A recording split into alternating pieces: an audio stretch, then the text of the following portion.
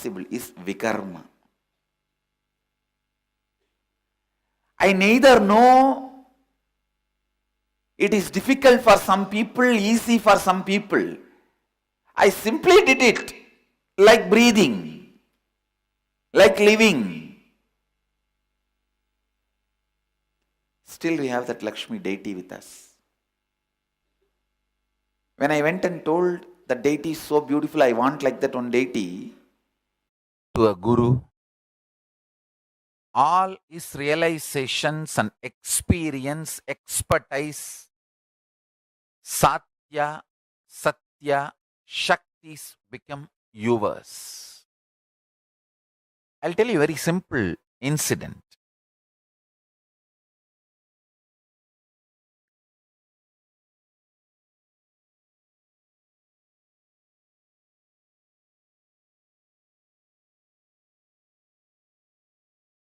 I heard this conversation between Raghupati Yogi, Kuppammal and Panduranganar. Once the Panduranganar was supposed to go to Kanchipuram to have some clarification about the Shastras from Tondemandala. That time the Guru Maha Sannidhanam was 230th Guru Maha Sannidhanam. So Raghupati Yogi and Kuppammal advised Panduranganar to have darshan of Kanchi Paramacharya also. That time the Paramacharya, Sri Chandrasekharendra Saraswati Swami, was in the body. So Kuppammal and Raghupati Yogi, both of them are telling, go and have his darshan.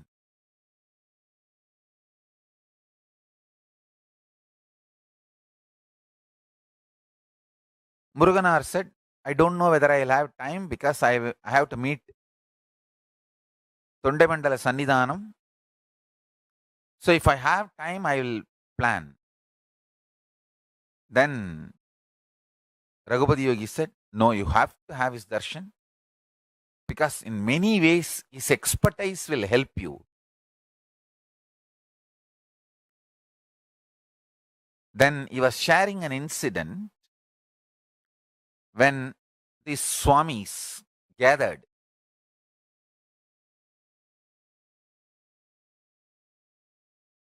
to declare me as an incarnation when I was 3.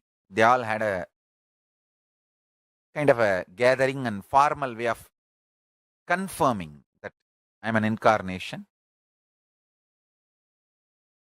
Successfully happened.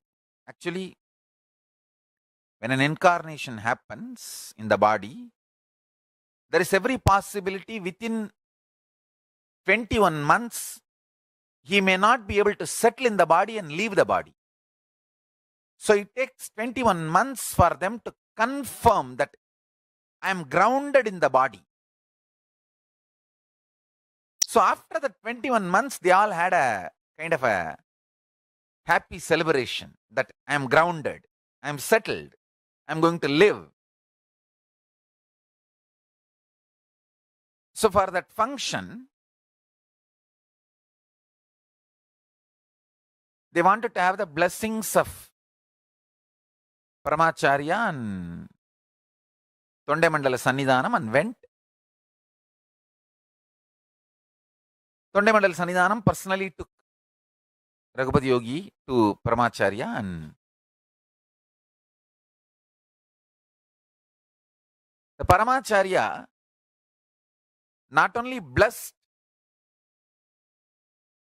and he also told his assistant to get a bamboo stick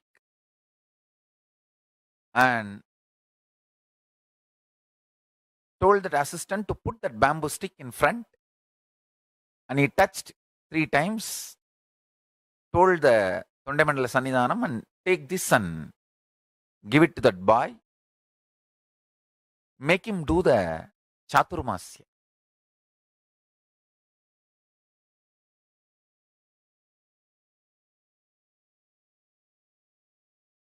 In Tamil he said, இப்பவே சாதுர்மாசியம் பண்ண வச்சிருங்கோ.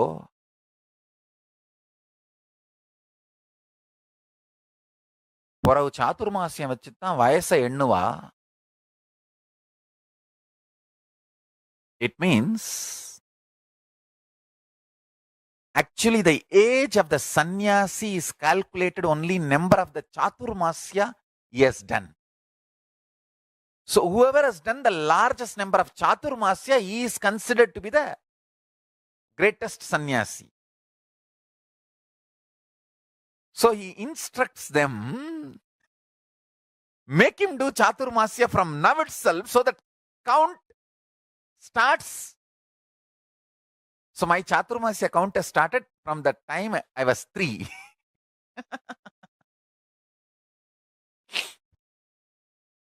Actually, after 21 months, after 2 years only, they did the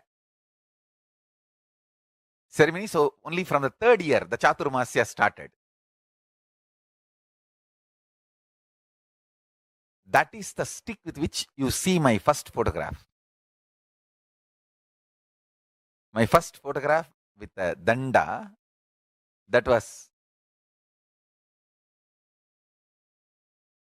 given, blessed by Paramacharya and brought by Tondemandala Sannidhanam and given to Raghupati Yogi, and Raghupati Yogi brought, and they all did all the ceremony, whatever needed, and they did, and rest is history. Raghupati Yogi remembered this and told Muruganar, that time he made a statement.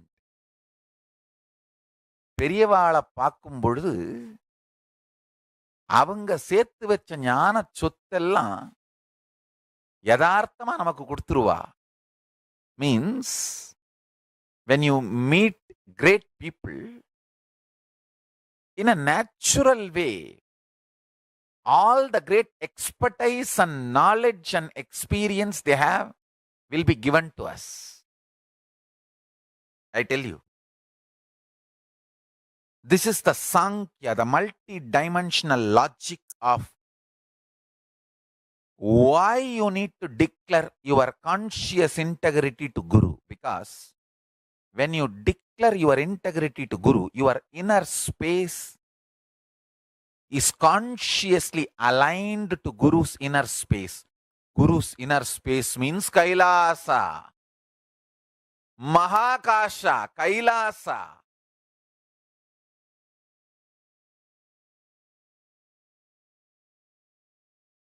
Paramashiva Sarira, how he describes himself in Agama, eternally 16, Divya Sarira,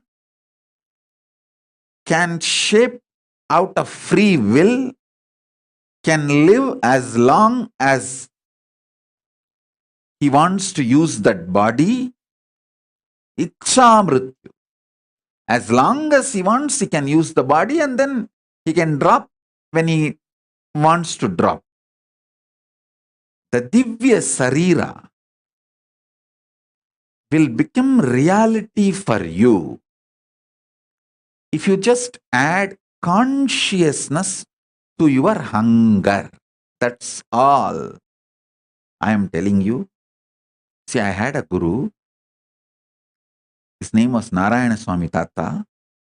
He's an adept in the science of Aushadha, medicines. He will collect herbs from the ground which was never walked by human beings. மனித கால்படாத இடத்திலிருந்து வேர்களும் செடிகளும் மூலிகைகளும் கொண்டு வருவார். Let me repeat. The place where human beings never walked, from that kind of places he will bring herbs, roots. How you know? He had a trained dog and a goat. The dog will take the goat and go. Goat will identify the herb. Dog will just pick it up and bring it. I have seen this happening. I am not telling you stories. He lived just few years, maybe 30 years before. And still his son, grandsons are His family is still living in Tiruvannamalai. You can go and talk to them. You will find what I said is true. His name is Narayana Swami Tata. Still the home he lived is there, and all the things he used is there. Maybe the dog may not be alive because you can see his photograph. But surely the family knows whatever I am saying and you can talk to them. I had this kind of masters who are adepts. He told me once, when he was making the aushadha for a so-called incurable disease, kind of a very dangerous cancer. For that he was making aushadha.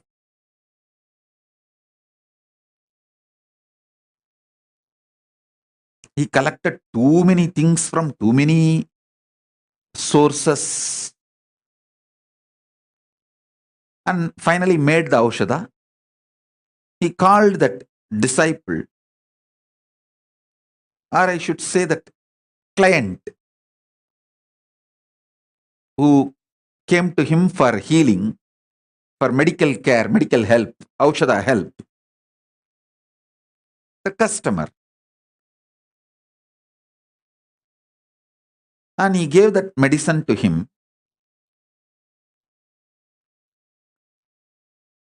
Asked him, eat this medicine every day, once a day, for next 42 days. He prepared that medicine with a lot of difficulty. Third day, that guy came back saying that somebody in the home unknowingly threw that whole packet into the river. Without knowing that it is a medicine, they just threw the whole thing while they were cleaning the home and put it in the river. Nearby small stream where they dump all the unwanted things.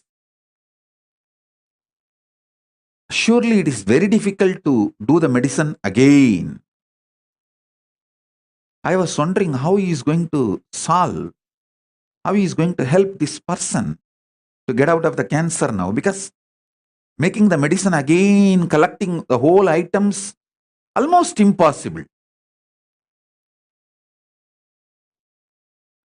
All he did, he called that person, made him sit next to him and told, this simple process,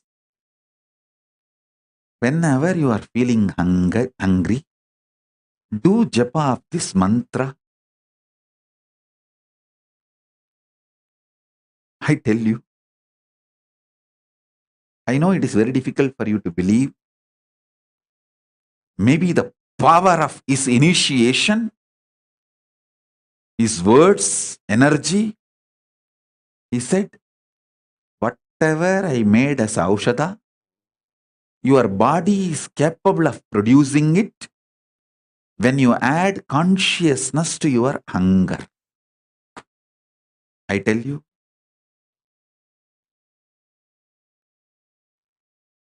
surely it is the power of his initiation, because I saw he was having his hand on the shoulder of that person while he uttered these words.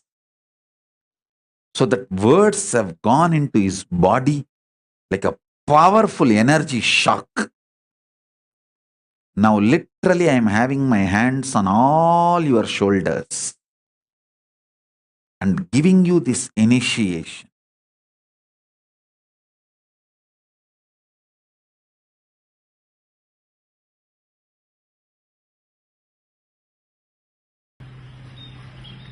Love is not anyway related to two physical structures. Love is not anywhere related to even your own physical structure. It is not even related to the mental qualities you carry. It is related to awareness you carry. Please understand.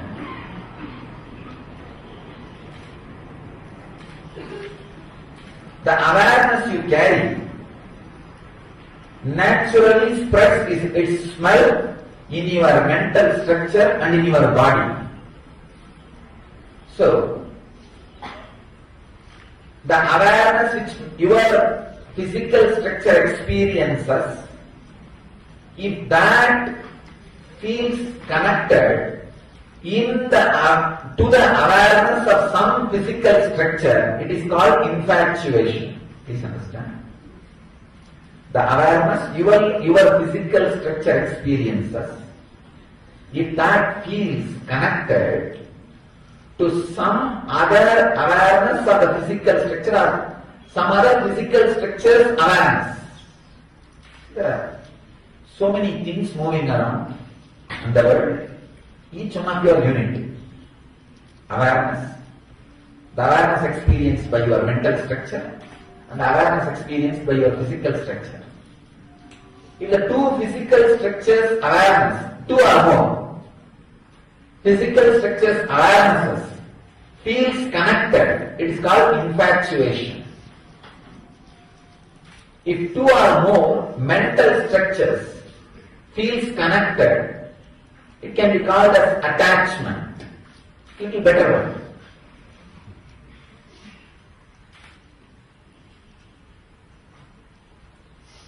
If one or more awarenesses, of course it's funny, you can't say awareness cannot have one or more. Directly just overlaps each other. You can't even call it overlap. Just flows into each other. It's called love. Two physical structures, if they feel connected, if their awareness feels connected, it's called infatuation. One or more mental structures, if they feel connected, it's attachment.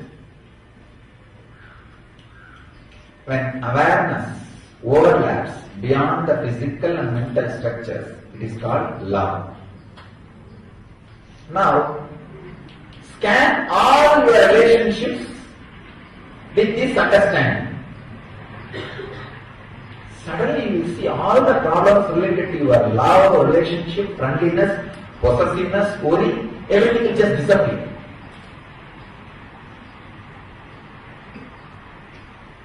Your marriage will become honeymoon.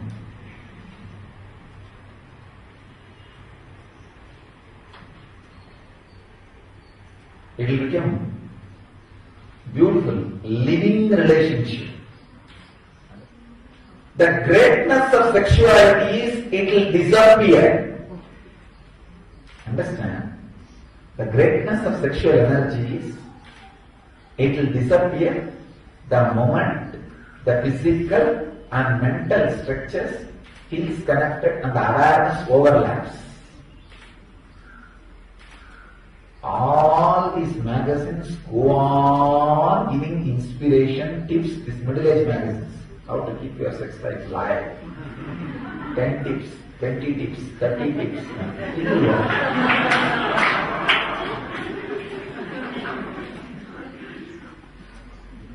Because two things. Either the distance becomes too much, means that awareness in the physical structure and awareness in the physical structure is not feeling connected. The distance is more. Or awareness in the mental structure and awareness in the mental structure is not feeling connected. The distance is more. This is what happens to 90% of the marriage. There are 10% of the marriage. Really the awareness and awareness overlaps each other. Such beautiful communion happens. Even there the sex disappears. 11 years of the life, the married life, only the sex should be there. Whether the overlapping of the awareness happens, then just you will see, you don't need to confirm with each other that you love each other through the sexual act. Suddenly the necessity does not happen. Simply sitting together is something extraordinary. That's why the Vedic tradition, the marriage ceremony, there's a Ashirvachana, means the blessing word. By the 11th year, let both of you become mother and the son, father and daughter.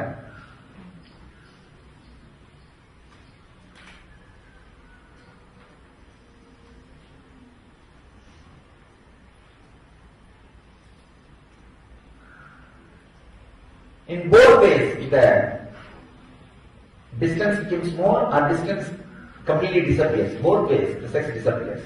Just either sex is like a liquid, fluid, either it freezes, cold, like ice, or it evaporates, like a steam.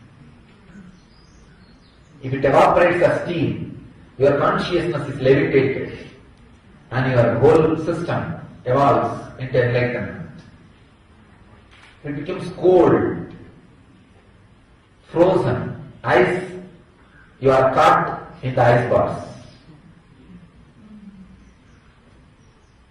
Understand this definition of love.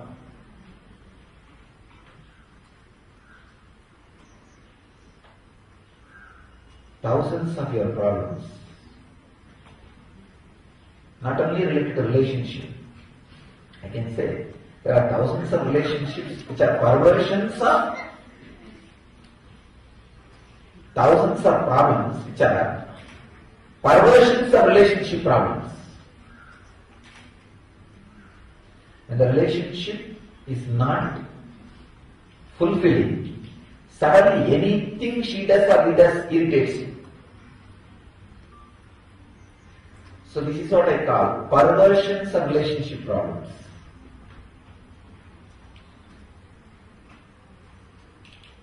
If you know the real love, even intellectually, you will start radiating healing energy. Healing does not mean just you will put your hand on somebody who is some way sick and that person will come out of it's like pain, stomach pain or headache or cancer. Put your hand on your own head. Heal all the headaches you have and you give to others. This is the healing stick I am giving to all of you. Understanding about love. Feel this understanding in all your relationships. Sit and scan. What is my relationship with my father? How is it? What is my relationship with my mother? How is it? What is my relationship with my spouse? How is it? What is my relationship with my brother? How is it? What is my relationship with my friends? How is it? What is my relationship with the world? How is it? I have seen people wasting years just with their relationship with the dog. It is not love. It is not love. Foolish infatuation. Very third grade perverted infatuation. I tell you, having a pet deity, Ishta Devata, is 1,000 times better than having a pet dog. But these idiots, without understanding, having pet dog has become a fashion. Having pet deity is something like a old, outdated. Our healing process is based on love. So when you radiate love, love is the emotion which is immediately reciprocated by cosmos. Sex is the emotion which is immediately contradicted by cosmos. Please understand. Love is the emotion which immediately responded by anything in the cosmos. When you feel love, within few moments you will see it comes back to you from the cosmos. Immediately cosmos responds to it. The tree, the flower, mountain, the nature, everything responds to it.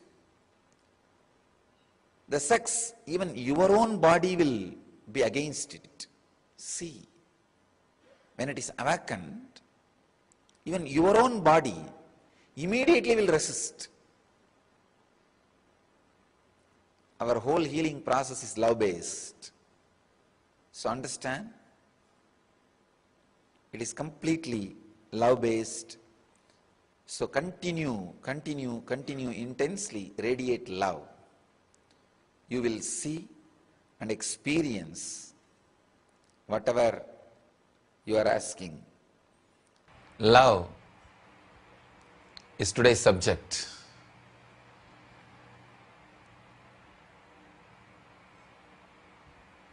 It's almost talking about the whole cosmos, whole universe, all the energies which moves the cosmos, the very force, very life, very energy which is cosmos can be called as love. I'll talk about different dimensions of love, how love has become this matter, and love, how the love resides as energy inside this matter, and how love activates as energy the matter, and how love makes matter to move. I can say the beginning and continuous flow and end. Everything is love. The very life force is love. The different levels and different dimensions of love, if we understand, we can understand in which level we are, which dimension of love we are experiencing, in which level we need to move, in which dimension we need to experience, and how our being can become more and more blissful and spiritual, experiential. That's the main thing. Understand, whenever you experience love, even if it is in the lowest form as you think, the moment you experience, the very experience leads you to the next level of love. For example, if you experience very low level of love, a crude form, just the physical level, if you really experience without any layer between you and that experience, suddenly that very experience makes you go to the next level, the higher level. That is why in Tantra, they say, even if you go through a physical experience without any conditioning, simple, pure experience, suddenly you will see you are transported to the higher dimension of love, higher dimensions of love. So, whether it is lower or middle or higher or highest, any form, the love is experienced, it leads you to the higher level. But without experiencing, if you are just intellectualizing, just going on thinking, even if you are thinking about the highest form of love, just thinking will not make you experience. So, that is why I feel more comfortable to say love is God than Prajnanam Brahma. Prajnanam Brahma means the knowledge, consciousness, that is God. Both mean same. When you say whether love is God or consciousness is God, both mean same. But the word love is God can be more applied in your life. The word love is God is not just a declaration, it is a technique also. If you start experiencing love, even in the lowest form, directly, it will lead you to the higher and higher and higher spaces. If you are only intellectualizing, conceptualizing, thinking about the love even in the highest form, it won't be leading you anywhere. That is why the people who go on thinking the Prajnanam Brahma, consciousness is God, knowledge is God, superconsciousness is God, they go on creating the different intellectual layers, but never experience love. Only a personalities like Shankara who experienced love, when he says Prajnanam Brahma, it is experience, it is truth. Ordinarily, without experiencing the love, if you just go on repeating the word, the higher consciousness is God, Prajnanam Brahma, it is just nothing but a word, verbal game, pundits playing. So, first start experiencing the love even if it is in the lowest form. Whatever form it is available in your inner space, start living it. Our senses have lost its truth. Our senses have lost its purity. First thing you need to do, if you want to experience love, purify your senses. Means be alive in every sense. If you are looking, look intensely.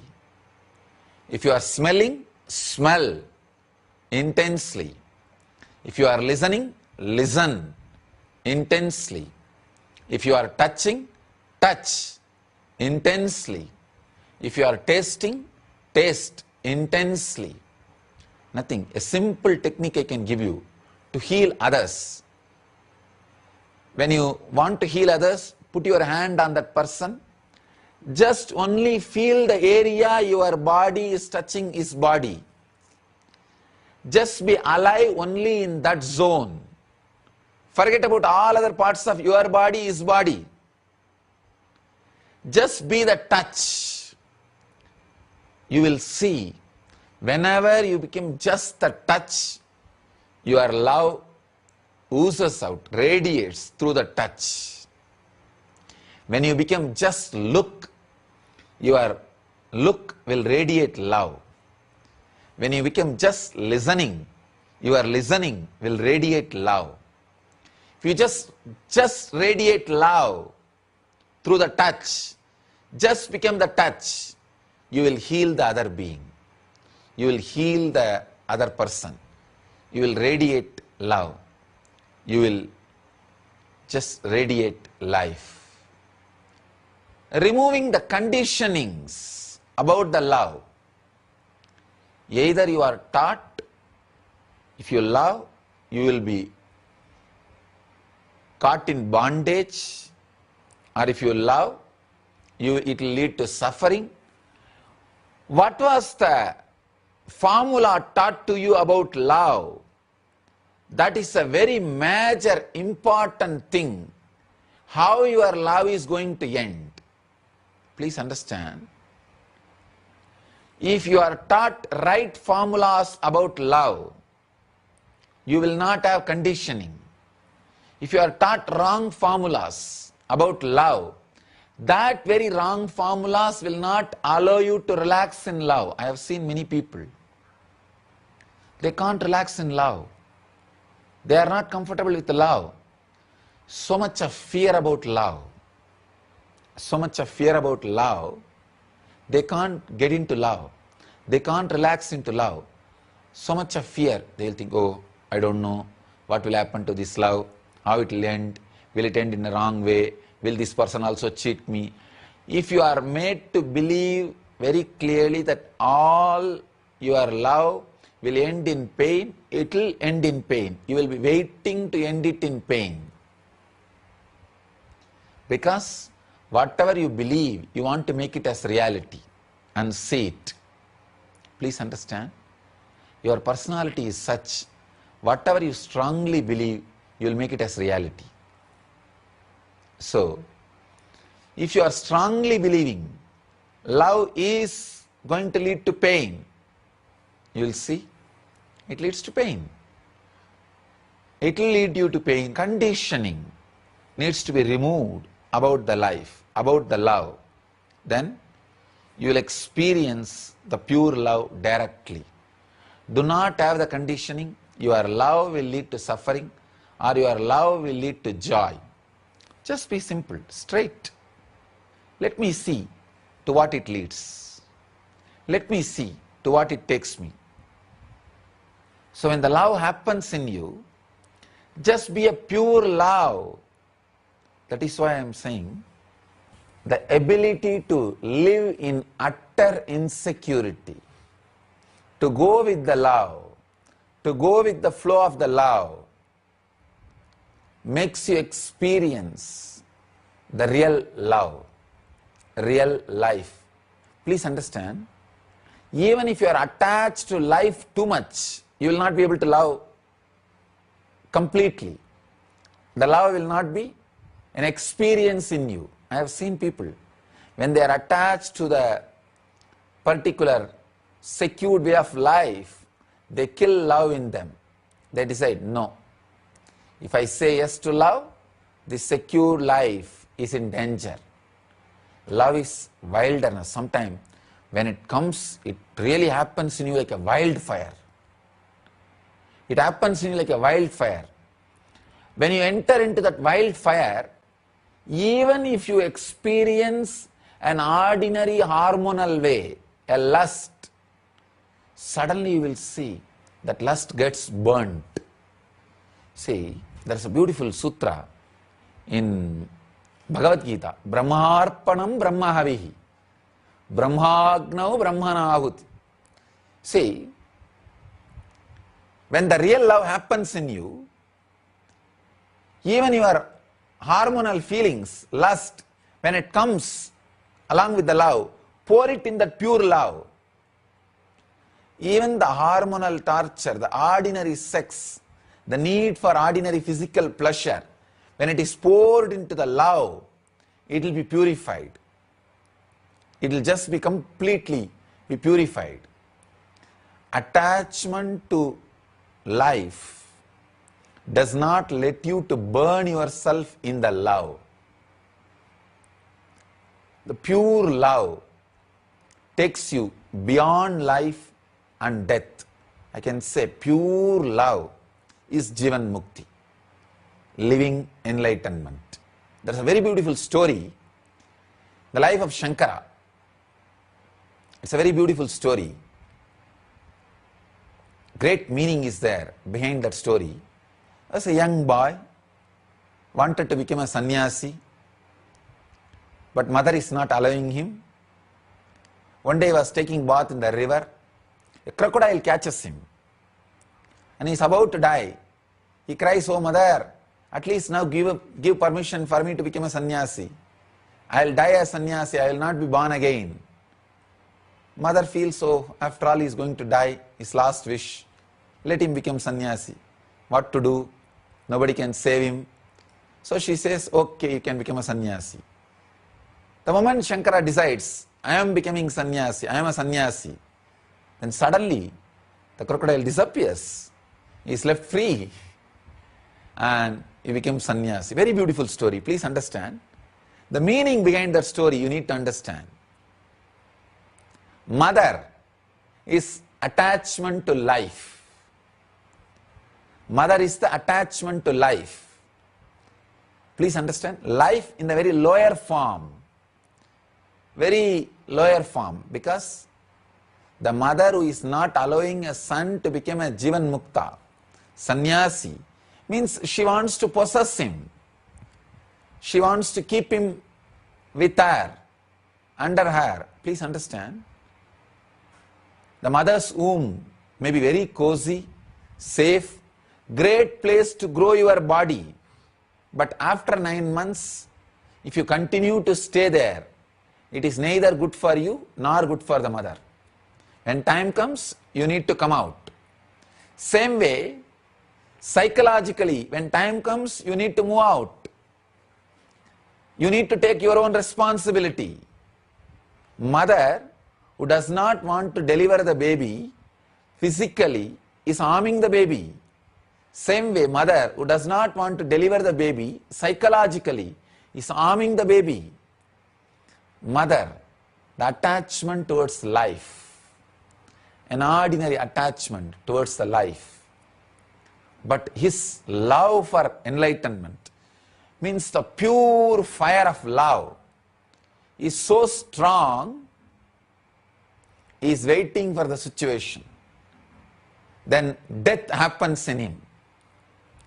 Means, please understand, whenever a small attachment for life tries to possess the pure fire of love, the love feels it like a death.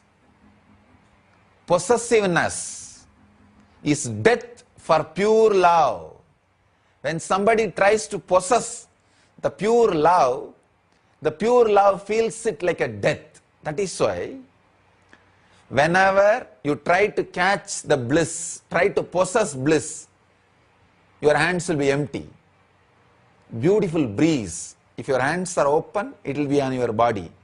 Try to catch the breeze. You will have only empty hand. The possessiveness makes love feel like a death. That is what is that crocodile. Crocodile and the mother are both one and the same. Two different dimensions. The pure love feels the attachment to the small life as death. Then when both are in front, the pure love says, both of you now decide, who want to have me? Either the death can have me or attachment to life can have me. Both are actually one and the same. If the attachment to life, if the possessiveness takes over the love is dead. So if the possessiveness is taken over, if the possessiveness takes over the love, if the love is taken over by the possessiveness, it is death. So Shankara says, at least in death, allow me to be as I am. He requests the possessiveness. He requests the attachment to life. Suddenly attachment to life understands, yes, I am destroying him. Anyhow, if I stay with him, he will be destroyed. Let me move out. Let me relax. Let me settle down. Please understand, whenever you possess your lover, you are killing the love in him or her. You are reducing that person to an ordinary person. The joy which you had around him or her will simply disappear. Possessiveness reduces beings into matter. When the attachment to life understands, if it continues to possess love, pure life, it will reduce that into the death. It relaxes. Let's go. When the possessiveness is gone, death also has gone. The life, the love achieves enlightenment. That's the significance, meaning behind this beautiful story. Understand? It's a very beautiful story. Just see, when mother says, all right, you can become sannyasi, I'll lose my possessiveness over you, I give you the freedom. Suddenly death disappears. Crocodile is not there. Death is not there. When you take the possessiveness away from the love, suddenly love becomes enlightenment. When you take your conditionings away from the love, love becomes enlightenment. If you have any conditioning about love, love will lead to lust, or love will lead to suffering, or love will lead to joy, love will lead to bliss, love will lead to pain. Even if you have the conditioning, love will lead me to God. Drop everything. Drop all conditionings. The first level you will see, love will lead to joy. That is the Muladhara level. Next, love will lead to safety, security. That is the Swadhisthana level. Love will lead to peace. That is the Manipuraga level. Worry-free life. That is the Manipuraga level. Love will lead to more and more love, energy. That is the Anahata level. Love will lead to bliss. That is the Anya level. Love will lead me to God. That is the Sahasrara level. But all 7 are conditionings. Drop all 7. Love will not lead you to God. Love is God. The moment possessiveness, attachment for life is lost, death is lost, love is enlightenment. Love is God.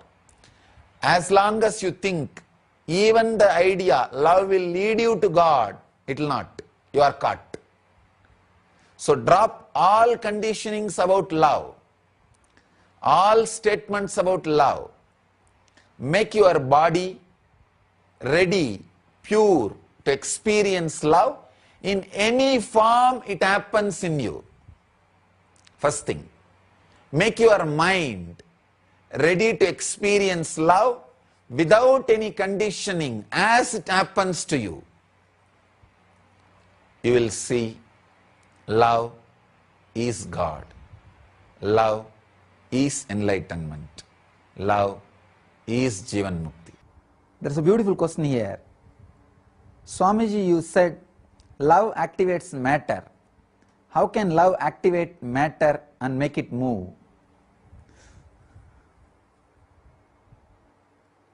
Love really infuses energy into whatever it is directed. Please understand. If you direct love towards anything, whether it is a person or matter or plant or animal, anything, it gets infused with energy. There is a beautiful story connected to Paramashivoham that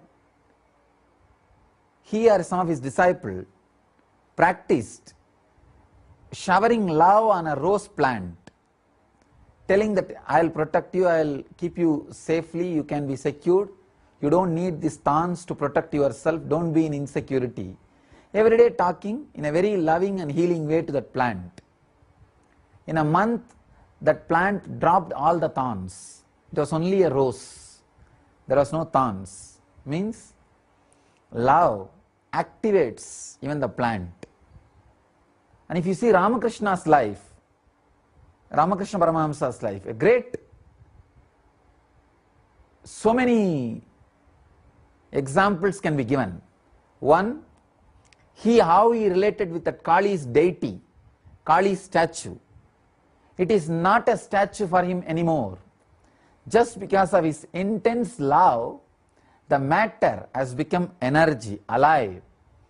In his many experiences he shares, when he gives food, he saw mother eating. And when he touches the nose and feels, he says, I saw Devi breathing. And there are so many strong, solid experiences to prove that love activates matter. Love makes the matter alive. In Karnataka, there is a place called Udupi. There is a great saint Kanagadasa. When he went to have darshan of Krishna, Krishna turned.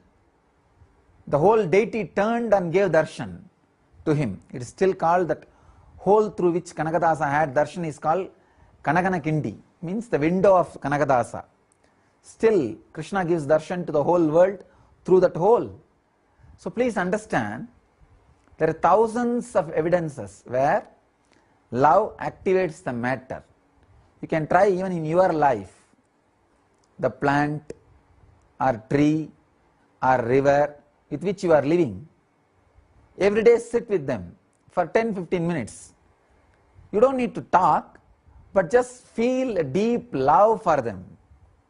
The nature, the hill or the river or the tree. Just have a deep feeling, connection. love, 10 minutes every day sit, suddenly you will see that you are able to relate with them, they are able to relate with you, and communion will start. First it will be communication, then it will become communion. So love makes matter alive. When you shower love, matter becomes life. When you take away the love, even life becomes matter.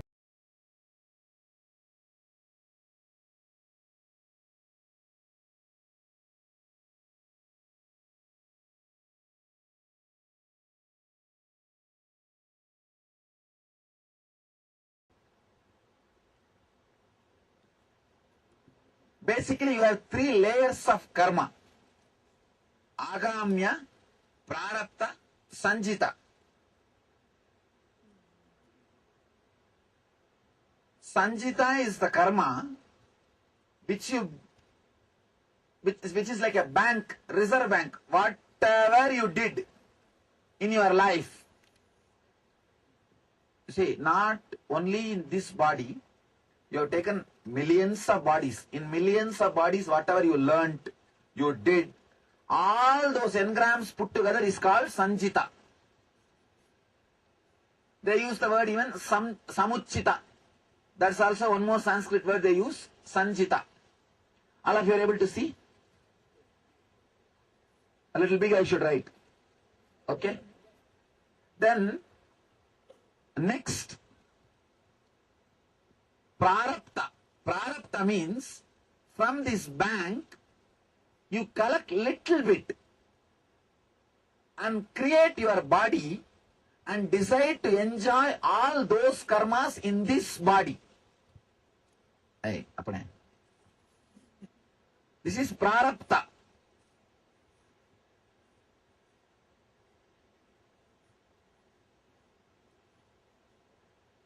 Understand? This is bank.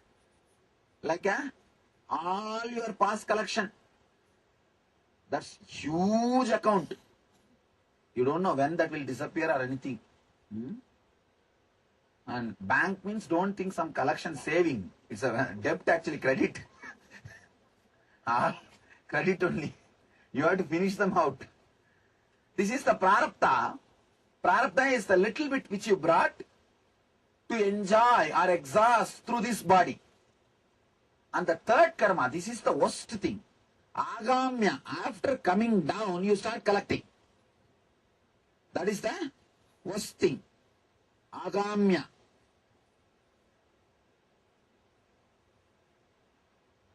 This is the past.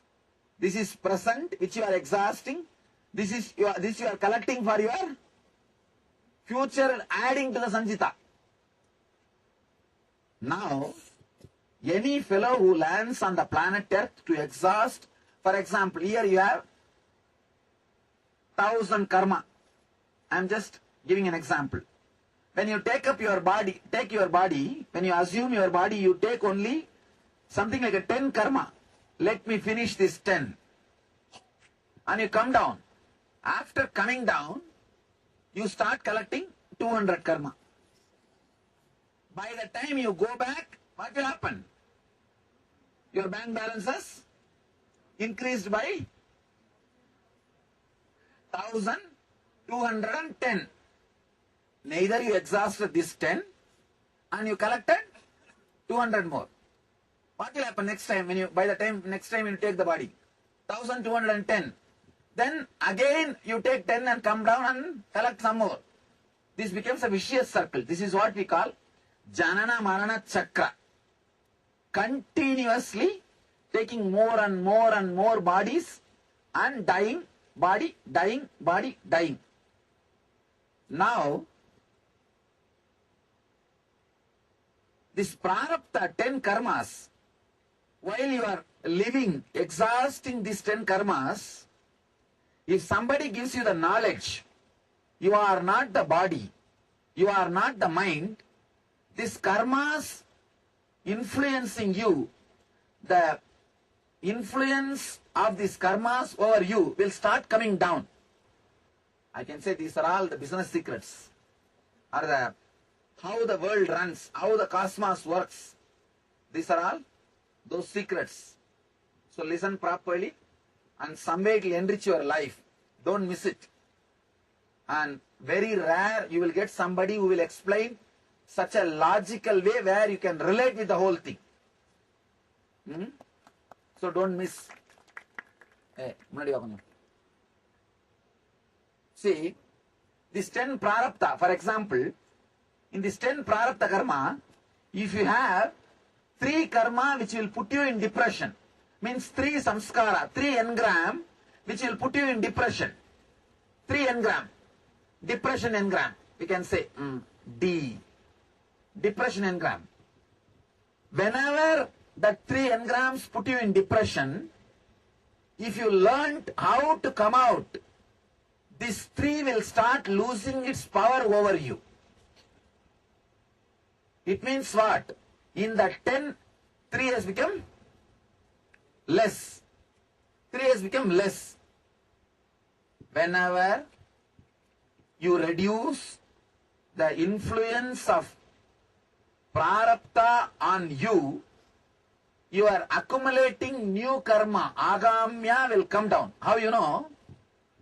These 3 karmas have got, these 3 some engrams have got power over you to put you in depression. See, these 3 engram, if they have the power to put you in depression, if you continue, if you obey those engrams and fall in depression, these 3 will not be just 3, they will become 10. That 7 only is called agamya. You understand? So whenever you cooperate with prarabdha, you collect agamya. Whenever the prarabdha loses its influence over you, you stop collecting agamya. So when this influence, this 10 engram influence over you stops, means the agamya collection will stop. Bringing you back to the joy or the pure inner space, the unwavering, undisturbed inner space, not only reduces prarabdha's influence over you, stops the number of engrams getting collected as agamya.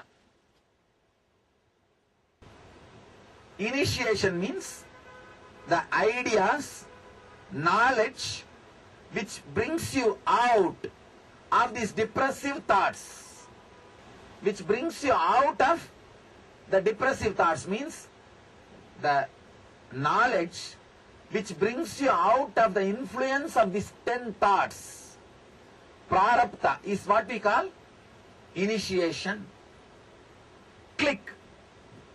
Puja is nothing but remembering all the clicks which happen to you every day at least once, so that it will come up whenever you have a problem. The teachings which is given, see, when a master teaches, it is not even a teaching, it is a powerful experience. When you don't use them, when you don't again and again use those shastras, not only the shastras loses its power, you will not be able to even remember them again. That is the important thing. See, for example, you have this cart. If you don't use this cart for 2 years, it's not that this cart will disappear. After 2 years, you can get this cart and you can use it. But the knowledge given to you, the initiations given to you, if you don't use them for 2 years, don't think it will be sitting in your bedroom. No, it will disappear. So how to every day remind? All the click happened. Every day sitting and reminding all the clicks which happened in us is puja. Every day, whether you want or not, you remember the initiation experience, the click which happened with the master. So, ritual brings you back to the pure consciousness. So this 10 engrams loses its power over you. When this 10 loses its power over you, this 200 collection stops. When the collection stops and when the 10 loses its power over you, naturally the person who brings you back to the superconscious again and again, master, he appears when you leave the body and burns this sanjita. He appears and burns this sanjita. Understand, you can't do anything directly with sanjita. For sanjita, only Guru Kripa can do. Only Master's grace can do. For example, if your child sits and tries very hard to build a small home, what will you do? You'll say, all right, don't bother, I myself will build and give you. When a disciple sincerely works to remove the prarabdha and agamya, the Guru's grace happens. You see, Guru's grace is not just dependent on me. Understand, anybody who does sincerely sadhana or meditation, in spite of me, the grace has to land on you. It is not even dependent on me. Let you be very clear. It is just dependent on your receptivity, not on me. I am like a ocean, constantly available. Whoever comes with whatever size vessel, you carry. If you come with a small coconut shell, you will carry that much, like your head. Or if you come with a little bigger vessel, you will carry in that. If you come with a little big container, you will carry in that. If you are intelligent, you will build a canal. You will build a canal. That's all is the whole thing. Okay. Initiation. Puja means reminding every day yourself all the initiation, great experiences happened with the Master and bringing you back to that same high consciousness, same high spirit. Means now you are ready for next 24 hours drama, circus. Next 24 hours now you have energy. You have energy. That is the reason for puja.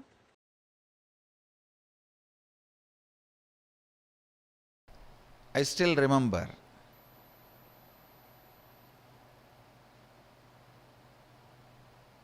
I was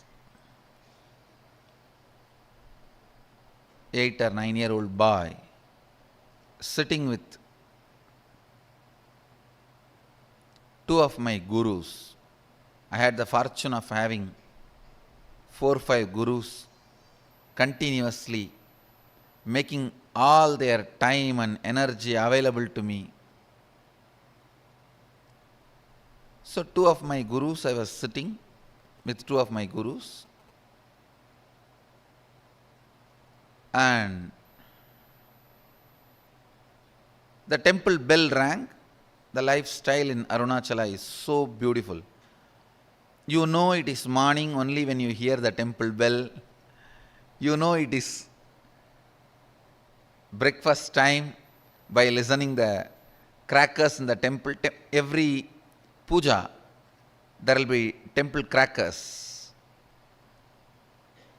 All the 6 pujas, there will be temple crackers. Only listening to that sound we know the time. So the temple bell rang, means Nevedyam. The food is being offered to Sadashiva. Both my gurus immediately looked at me and said, go and bring the prasadam. After the Nevedyam is done, it will be given to all the devotees. It will be shared with all the devotees. They both were sitting in one corner and asked me, go and bring. I went to the place where they distribute the prasadam and waited. Puja was over. The rituals got completed and they started serving. And I stretched my hand and the priest gave 1 share. It's like one share itself will be almost like half a kg rice. In one big leaf they'll give. And then the pujari was telling, the pujari saw before going to the puja that I was sitting with both my gurus, and the pujari is very greatly devoted, highly devoted to both the gurus. So the Pujari saw and told me, hey, take 2 more for them also. They are sitting. Take 1 for you, take 2 more for them. I was little reluctant because one of the boy and girl who were my classmates are standing in the queue next to me. They will laugh at me, taking so much, all for one person. So for this purpose only you are sitting in the temple whole day. That's the way they usually make fun of kids. So, and I know already they are gazing at me in the mood of making fun. I felt little pride. I am from a big family, and again I have been told from beginning that you are from big family and you have to behave yourself like that in the public. So I told the Pujari, no need, this is enough, and I brought the Nevedyam to both my gurus. They asked, hey, where is our share? Did the Pujari not give? As if they both eat. Actually, both the fellows doesn't eat anything. Very rarely they will touch and put 2-3 grains in the mouth and give it to other people who are sitting with them. And I said, no, you don't eat. You eat rarely. This is more than enough for all 3 of us. They asked, no, did that Pujari give or not? I said, yes, he gave. He wanted to give. He asked me, take 2 more to both the Swamis. Then they asked, why did you refuse? No, behind me, my classmates were standing. They will make fun of me that I am taking so much. Am I going to eat so much? And for this food only I am in the temple. They will tease me. I don't want to get teased by them. So I brought only my portion. Till this moment they were very casual, laughing, smiling. Immediately I saw Kuppamal staring at my eyes and saying, go to their shop street and beg and bring the food. That's the word she uttered. They both own a shop. This means their father owns a shop. The same street where my father also owns shop, and the whole street is literally ruled by my grandfather. He is the head of that whole association. So I always walk in that street with the pride. I'm a grandson of this guy, And all the shop owners are either family or friends. So any shop we enter and eat anything, whether it is jaggery or dal or anything in any of the shops is free, and we'll directly go and sit. And in village actually we know literally everyone's name, and it's a different lifestyle. But in that same street I have to beg now. All will make fun. What happened to your grandfather and his wealth? They will ask all questions and they will tell my grandfather. That is the next problem. That your grandson is begging in the street. Why you are not giving food for him? Of course, one good thing I had. I think this is the greatest boon Sadashiva gave. Just obeying the Guru Vak. I think that's the greatest wealth I brought with me, I tell you. The future may think, future may describe various things as my main contribution. Some may say my Gurukul is my contribution, and some may say the science of manifesting powers is my great contribution. Some may say Science of enlightenment is my great contribution, but I tell you, the greatest thing I brought, which was useful for me, is surrender to the Guru Vak.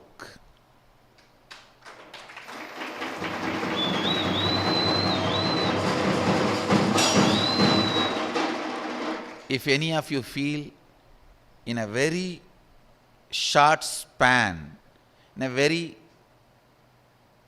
young age, in small number of years, I have done big work. Whoever feels, if you feel that, if you want to know the secret, I tell you,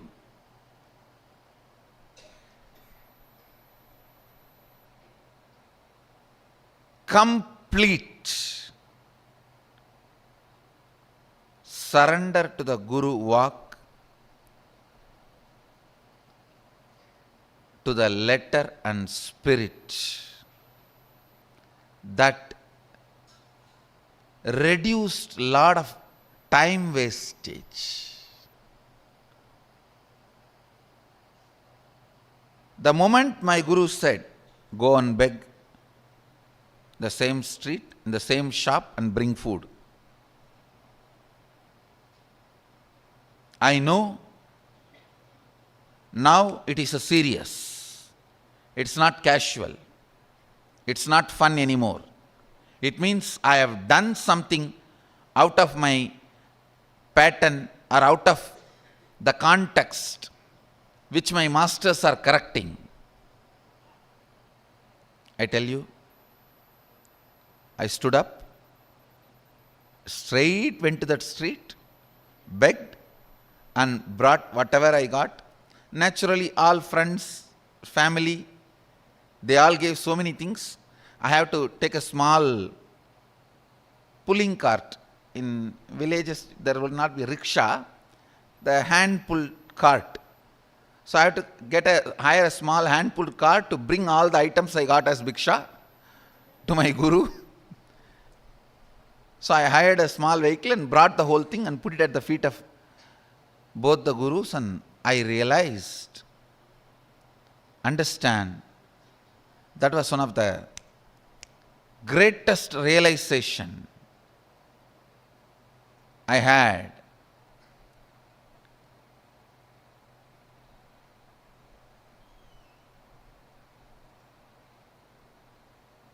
I should not be bothered about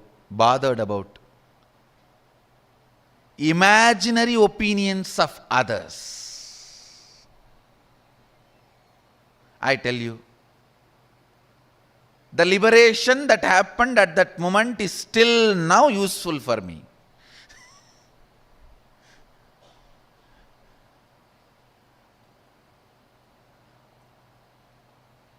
Next day I had a chance to talk to both my friends.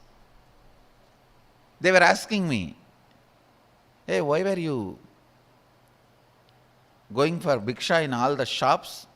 Did you do any prayer, or is it any divine commitment? In villages we have a habit that if somebody is sick, they pray to Venkateshwara and Kuladevata, that they will go for bhiksha and bring and offer it in the undi. Still we do that. Every Puratasi month, all the Vaishnavas, they go for bhiksha and take it and offer it to Vishnu temple, and Shaivites every Margasirsha month go for bhiksha and offer it to the Shiva temple. They asked, when both the friends asked me that, hey, did you have any prayer? Why were you begging?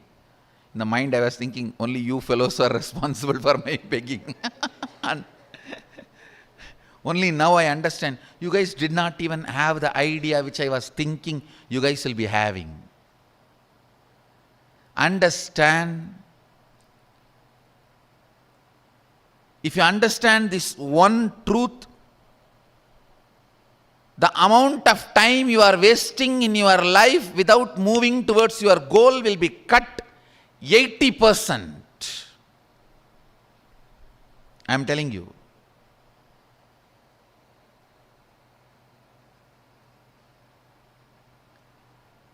My idea that this is what they will be thinking, even though they are not thinking, and even if they are thinking, that should not be postponing or pushing my decisions and my actions, but imagining this is what they will be thinking and not doing what I am supposed to do. Please understand, this is one of the most powerful, sickening patterns in which all of us are stuck. Sickening pattern. Yes, if I worked on completion, I myself would have got out of that pattern, but when I am 50, fortunately, I had that implicit surrender to Guru Vak. It only took 50 minutes for me to get out.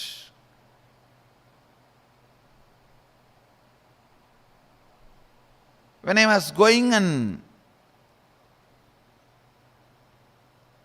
doing bhiksha, I just know the pattern. There is some pattern, that is the reason, some reason. Something is not right in me, that is the reason I did not take that prasad and just come and came back.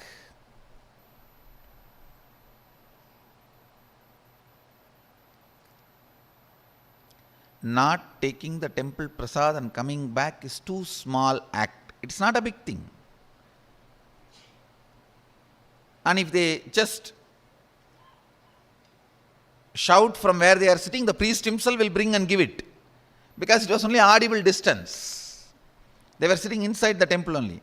They could have shouted, hey, get the Nivedyam, and he would have came and given. The act is too small, but they know the reason is too bad. That pattern cannot be allowed to live in me.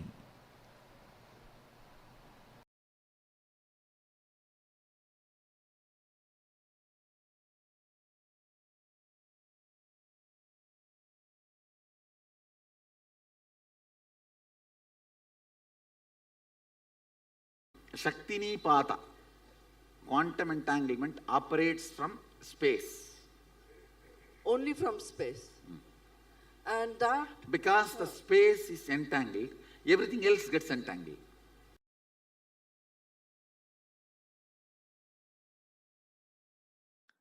In quantum physics, there is a term entanglement. Means, when one energy source entangles with another, they interfere with each other. This interference can be highly positive and transformative.